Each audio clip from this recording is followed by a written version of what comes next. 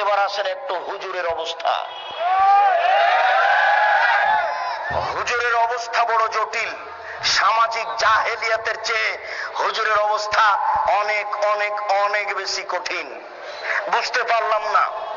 আমার রাজশাহী নওদাপাড়া মাদ্রাসার পাশে লেখা আছে, নওদাপাড়া মাদ্রাসার পাশে দুইটা সাইনবোর্ড দেওয়া আছে যে ওরসে পাক আপনার ওই শাহ চন্দ্রপুরী। সারা বাংলাদেশে যে ফেস্টন ব্যানার দেওয়া হয়েছে, এই সারা বাংলাদেশের ব্যানারের পিছনে কয়েক কোটি টাকা খরচ আছে। আপনাকে বুঝে নিতে হবে এটাই ধর্মের নামে জাহেলিয়াত। সারা বাংলাদেশের মাটিতে যেখানে সেখানে লেখা আছে বিশ্ব আশেক রাসূল সম্মেলন। কে করলো? মনে হচ্ছে যে রাতে রাতে হয়ে গেছে। দেওয়াল লিখতে কয়েক কোটি টাকা খরচ আছে। এটাই হচ্ছে জাহেলিয়াত। আশ্চর্য। গতকালকে 11টার পরে আমি হাজীদের এক সম্মেলনে নাটোরে বক্তব্য দিচ্ছিলাম। সব হাজী প্রায় 250-300 হবে, 300 জন প্রায় হাজী হবে উপস্থিত। আমাকে কিভাবে তারা দাওয়াত দিল আমিও বুঝতে পারলাম না। যাক, আমি তাদের সাথে কথা বলতে গিয়ে দুই একটা কথা পেশ করেছি। তার একটা কথা পেশ করেছি যে আমি 2007 সালে হজ সফরে গেছিলাম। তো আমি যখন ওই হাজী ক্যাম্পে ঢুকলাম তখন দেখছি ওখানে সবাই ওযু করে গোসল করে পোশাক পরে 2 রাকাত নামাজ পড়ছে। আমার খুব কাছের সাথী ভাই আমার এই মোশাররফ ভাই বেরায়। আমি বলছি ব্যাপারটা কি, এরা এরকম কেন করছে? আবার ওখানে বলছে লাব্বাইক লাব্বাইক আল্লাহুম্মা লাব্বাইক লাব্বাইক লা শারিকা লাকা লাব্বাইক, এভাবে চিৎকার করছে। তখন আমি বললাম যে মোশাররফ ভাই কেমন কথা হলো, এদেরকে বলা যায় না। আরে তো ভারত বাংলাদেশ পাকিস্তানের জন্য এহরাম বাঁধার জায়গা হচ্ছে এলামলাম।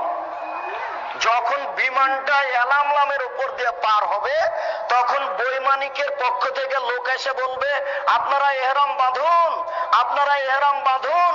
তখন তাকে বলা শুরু করতে হবে লাব্বাইক উমরাতান। এই কথা বলে এই যে শুরু হবে লাব্বাইক আল্লাহুম্মা লাব্বাইক লাব্বাইক লা শারিকা লাকা লাব্বাইক ইন্নাল হামদা ওয়ান নি'মাতা লাকা ওয়াল মুলক লা শারিকা লাক। এই যে চললো একাকার, যে যত পারে একবারে চিলিয়ে একাকার করে দিবে। আল্লাহ রাসূল এইভাবে অনুমতি দিয়েছেন। তো এখানে ঢাকা হাজী ক্যাম্পে যে হয়ে গেল এলামলাম, তখন আমি একজনকে বললাম যে ভাই এটা ঠিক নয়, এটা তো এলামলাম নয়। তখন বলছে আরে এটা তো ঢাকা হাজী ক্যাম্প, বাড়ি থেকে যদি বলি তবুও হবে। এখন তাকে কে বলবে যে আপনার যদি বাড়ি থেকেই চলে তো মুহাম্মদ সাল্লাল্লাহু আলাইহি সাল্লাম কি কলা করতে এসেছিলেন? উনি কি ছাই করতে এসেছিলেন? আপনারটাই যদি চলে তো উনি কেন আসলেন? আপনারটাই যদি চলে তো উনি কেন আসলেন? তার কি দাম, তার কি মূল্যায়ন? আশ্চর্য। জোর করে ধর্ম মানছেন, অসম্ভব হতে পারে না। এটাই জাহেলিয়াত। সারা বাংলাদেশে যে সব দেওয়ানবাগি চলছে এটাই হচ্ছে জাহেলিয়াত। শুনুন, এই দেশের মাটিতে যে আপনার চলছে ওই চিশতিয়া নকশবন্দিয়ে মুজাদ্দিদিয়ে এইসব সব তরিকা জাহেলিয়াত। 1980 সালের জরিপে এই দেশের মাটিতে 2,98,000 পীর আছে। সব পীরের সব তরিকা হচ্ছে জাহেলিয়াত। এই মাইজ ভান্ডারি হচ্ছে জাহেলিয়াত। আশ্চর্য, নারী পুরুষ একাকার হয়ে জিকির করছে। সেই দিন আমরা গেছিলাম নরসিংদী, নজরপুরা নরসিংদী নাকি নজরপুরা একটা গ্রামে গেছিলাম নরসিংদী।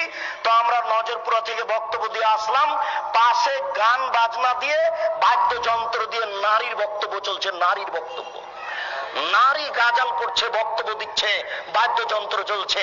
আরে সংসদ ভবনের মমতাজ বেগম ডুবি তবলা কেবলা দিয়ে জিকির করে, আশ্চর্য। আর কোরআন নাকি 30 পারা নয়, 90 পারা। 30 পারা হচ্ছে জাহেরি আর 60 পারা হচ্ছে বাতিনি। এরই নাম হচ্ছে ধর্মীয় জাহেলিয়াত। একে ঠেকাবে কে? এই জন্য আপনাকে বলি, এই হিফজখানা বন্ধ করতে হবে।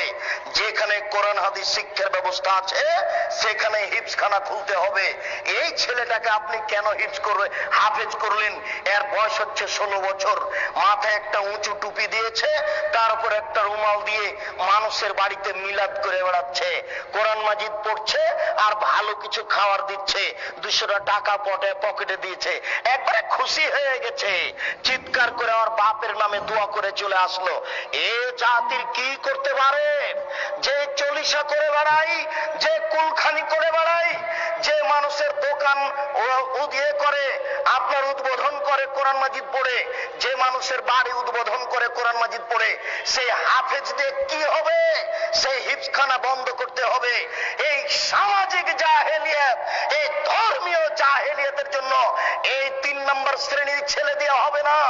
একেবারে বলিষ্ঠ কণ্ঠের, একেবারে নির্ভীক সেনা, যার অন্তরে কোনো ভয় ভীতি থাকবে না, যার বিদ্যের সামনে পৃথিবীর কোন বিদ্যা টিকবে না। জাকির নায়কের মতো পৃথিবীর কোন বিদ্যা তার সামনে টিকবে না, এবং নির্ভীক সেনা হবে। আমি মুসলিম চির রণবীর, মরণকে করি না ভয়, মরলে শহীদ বাঁচলে গাজী। এই কণ্ঠ নিয়ে যে মাঠে নামবে, সেই জাতির উপকার করতে পারে, সেই এই সামাজিক কুসংস্কার বন্ধ করতে পারে, সেই এই ধর্মীয় কুসংস্কার বন্ধ করতে পারে। তাছাড়া এইসব হাফেজ দিয়ে কাজ হবে না। এ তো মানুষের দোকান উদ্বোধন করে, এ তো মানুষের বাড়ি উদ্বোধন করে। এর দ্বারা শরীয়তের কি আশা করা যেতে পারে? শুনুন, ওই পশ্চিম দিকে গাধাতে ইট বহে। গাধাতে কি বহে? ইট বহে। ভ্যান যেখানে যেতে পারে না, গাধা সেখানে যেতে পারে। অনেকগুলি ইট আপনি গাধার উপরে চাপিয়ে দিয়েছেন, এরপরে যেখানে নামাতে হবে সেখানে গাধা চলে গেল। এবার আপনি কি করেছেন? আপনি বইয়ের দোকানদার, অনেকগুলি কোরআন মাজিদ তার উপরে তুলে দিয়েছেন। ও চলে গেল আপনার কোরআনের দোকানে।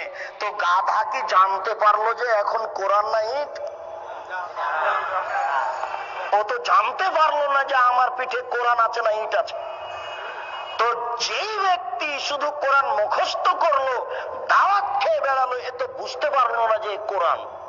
এই কোরআনের ভিতরে আছে জাল হাত এসেছে সত্য, ওয়াজাহাকাল বাতিল চলে গেছে মিথ্যে, ইন্নাল বাতিলা নিশ্চয় মিথ্যে, কানা যাউগা। এই দেশের জাহেলিয়াতকে লাথি মেরে ডুবিয়ে দিতে চাই, এই দেশের অন্যায়কে যে কোনো মূল্যে উৎখাত করতে চাই। আল্লাহ তুমি বড় দয়াবান, তুমি বড় রহমান, তুমি বড় ক্ষমাশীল, তুমি বড় শক্তিশালী। তোমার শক্তির দরবারে আশাধারী হয়ে বলছি, আমি বন্ধা হলে কি হবে? আমার স্ত্রী বন্ধা হলে কি হবে? আমার বয়স 80 হয়েছে, তাতে কি হবে? আমার স্ত্রী বন্ধা হলে কি হবে? এমন একটি ছেলে তুমি দান করো, যেই ছেলে এরকম বিদ্যা অর্জন করবে এবং যে কোনো অন্যায়ের বিরুদ্ধে লড়ে পড়বে, জেল সুলি ফাঁসির 5 পয়সা দাম দিবে না। এরকম ছেলে একটা তোমার দরবারে দাবি রেখে সামনের দিকে আগাচ্ছি। আলেমদের অবস্থা। আনাস রাদিয়াল্লাহু তাআলা আনহু বলেন, রাসূল সাল্লাল্লাহু আলাইহি ওয়াসাল্লাম বললেন, রাআইতু লাইলাতান উসরিয়া বি, আমি এক রাতে একদা আমি নিজেকে দেখলাম জিবরাইল আমাকে উপর দিকে নিয়ে চলে যাচ্ছেন।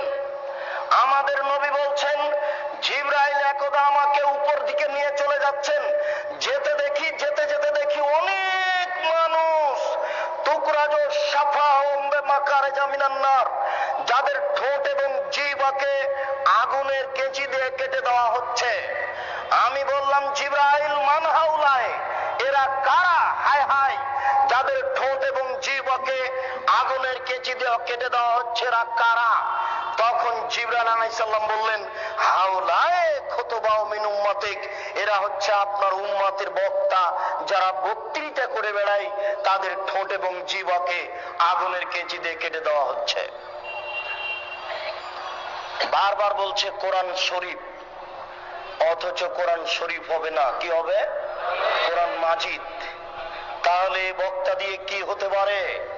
কোরআন মাজিদের শেষে যে দোয়া আছে এক পৃষ্ঠে, সেটাও মানুষ রচিত।